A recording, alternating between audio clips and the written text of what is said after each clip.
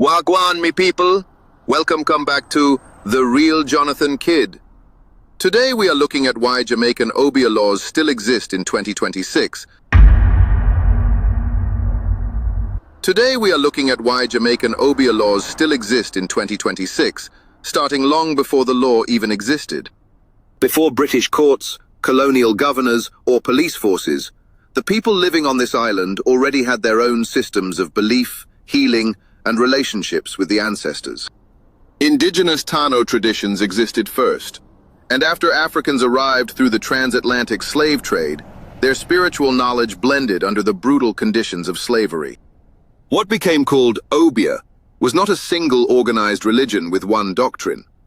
It was a complex mix of spiritual practices, healing, protection, and ritual knowledge. This history crucial because the modern legal category of Obeah never created by the people practicing it. It's shaped by colonial authorities who want to suppress African spirituality. To understand the law in 2026, we have to go back to a Jamaica where spirituality did everyday life before colonial law tried control it. We are go deep. The story of Jamaica's anti-Obeah laws does not actually begin in 1898.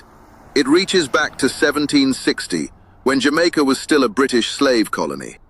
That year, Tacky's Revolt, one of the most significant uprisings of enslaved people in Jamaican history, erupted in St. Mary and spread to other areas. This changed everything. Professor Diana Payton recently explained that the first anti-Obeah law was passed after Tacky's Revolt, in legislation aimed at addressing what colonial authorities called the dangers of irregular assemblies of enslaved people. Obeah became associated in the colonial imagination with resistance, protection, oaths, and the ability to inspire solidarity among enslaved people. It was pure spiritual power. The law, therefore, was not born simply from a debate about whether spiritual practices were religious or superstitious. It emerged within a society terrified of slave rebellion. Obeah became something the authorities wanted to control. The punishment was severe, and the provisions were incorporated into later legislation. This is where the deeper legal question begins. Was Obeah criminalized because of what it actually was, or because colonial authorities feared what it represented? You think slavery done and everything sweet? Not so. The law still have them eye upon Obeah, but listen how the story go. As we move past emancipation, lawmakers keep finding ways to regulate practices, leading to a standalone law in 1856, and eventually the 1898 Obeah Act. The big thing about 1898 is how the law tried to turn a whole heap of cultural and spiritual practice in a one legal category them can prosecute. The official Jamaican statute defined Obeah same as nihilism, and target anybody using occult power for fraud, gain, or frighten people. The act even talk about instrument of Obeah, any object claimed to hold spiritual power, giving police full power to search, arrest, and prosecute. This law do something powerful. It give the state authority to decide when spiritual practice become crime. And that boundary was never easy to define. So we'll look at a real head-scratcher, the legal controversy in Jamaica about how we define Obeah. The current act doesn't even give a simple modern definition of Obeah as a religion or cultural tradition. Instead, the law describes a person practicing Obeah through concepts like occult means, supernatural power, unlawful purposes, fraud, gain, or frightening next person. It even treats Obeah and nihilism as the exact same thing.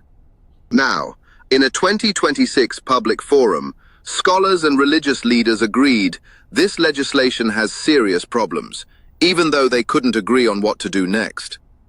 Professor Diana Payton argued the law is historically rooted in colonial control, used to target spiritual healers. On the other hand, Reverend Peter Espute agreed the law is defective and lacks a proper definition. But he argued some form of law must remain to address practices intended to cause harm. This disagreement highlights the central legal problem. If the state wants to criminalize harmful conduct, why does it need a law specifically targeting a culturally loaded spiritual category? Think about it. Fraud can be punished, assault can be punished, threats can be punished, and extortion can be punished. So, where does legitimate spiritual belief end and criminal conduct begin? That is the big, heavy question Jamaica is still wrestling with today. Guys, please remember to subscribe, like, and share to the video. Please and thanks. Let's continue. For decades, the Obeah Act existed not merely as something written in an old statute book, but as a law that could be used against real people.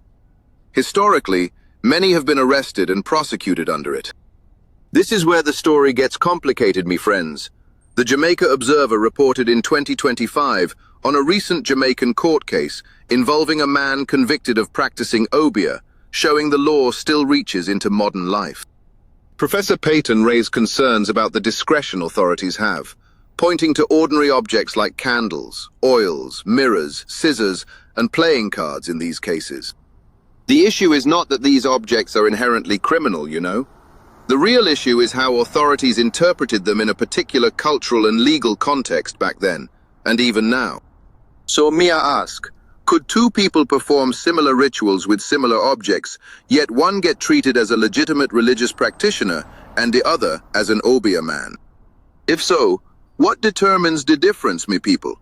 Is it the object, the intention, the belief, or just how the police and courts interpret it? Right now, we have to talk about a serious constitutional question. Jamaica today is not the plantation society of 1760 or the colonial Jamaica of 1898. We independent since 1962, and the modern constitution protects fundamental rights, including freedom of conscience and religion. Yet the Obeah Act remains part of Jamaica's statute book.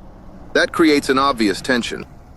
On one side is the state's argument that conduct involving fraud, exploitation, threats, or intentional harm should be regulated regardless of what someone calls it. But on the other side, people say when you criminalize a culturally specific spiritual practice, you interfere with freedom of religion, conscience, expression, privacy, and cultural identity. And hear me now, that conflict is no longer theoretical. In 2025 and 2026, efforts to challenge and repeal the Obeah Act generated public demonstrations, religious opposition, advocacy campaigns, and constitutional litigation. By June 2026, the Jamaica Observer report says scholars agree the legislation fundamentally flawed, but them can agree if we repeal it or just amend it. So the question not just if Obeah good or bad. The real constitutional question is, what power should a modern democratic state have over spiritual belief and cultural practice? So guys, the Obeah Act, where the debate becomes emotionally charged. Critics argue that Jamaica has historically treated African-derived spirituality differently from traditions associated with Europe and other parts of the world. Them point out, say, things like candle, oil, water, incense, prayer, and healing they cross plenty religion, but the meaning change based on who do the practice. So supporters say we face the colonial assumption we criminalize Obeah. But opponents say don't romanticize fraud or intimidation.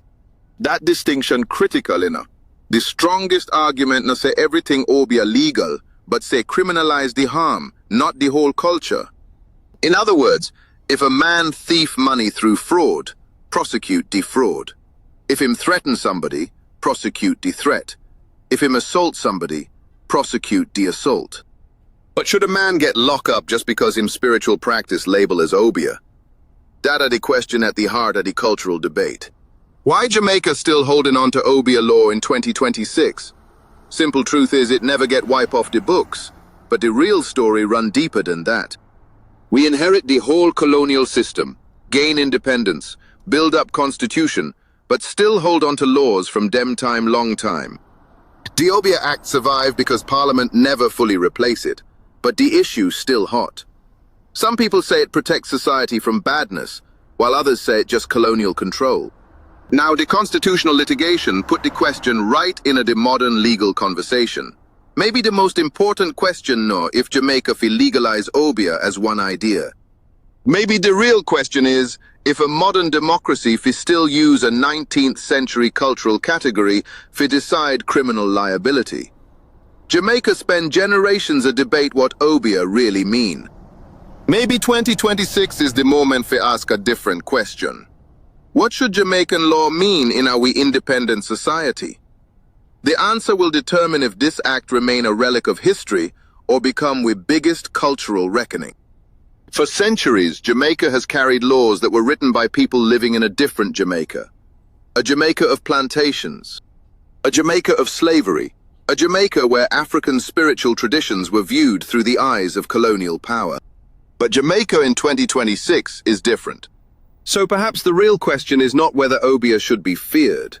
Perhaps the question is whether the law itself should still carry the fears of the colonial past. Because a nation cannot change its history, but it can decide what parts of that history deserve to become its future. Please like, subscribe, and share for more documentary content. Bless up, me people.